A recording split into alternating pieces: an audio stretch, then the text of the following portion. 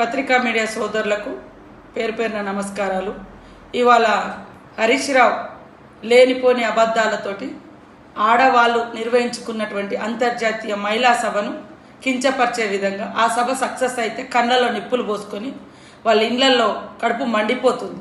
అందుకనే మా మీద లేనిపోని అబద్ధాలు మాట్లాడుతూ ఉన్నారు. ఇవాళ రాష్ట్రంలో ఉన్నటువంటి మహిళలకు అందరికీ తెలుసు, ఏ ప్రభుత్వము గత 10 ఏళ్ల కింద కాంగ్రెస్ ప్రభుత్వంలో ఎలాంటి మహిళా స్కీమ్స్ తీసుకురావడం జరిగింది. ఆ తర్వాత 10 ఏళ్ల తర్వాత మళ్ళీ ఈ గవర్నమెంట్ ఎలా మహిళని ప్రోత్సహిస్తుందో రాష్ట్రంలో ఉన్న ప్రతి మహిళకు అర్థమవుతా ఉంది. ఇవాళ వడ్డీ లేని రుణాలు ఇవ్వలేదు, మహిళలు అప్పుల పాలవుతున్నారు, మహిళలు ఆగమవుతున్నారు. అయ్యా, మీకంటే దరిద్రంగా ఈ దేశంలో ఎవరు లేరు.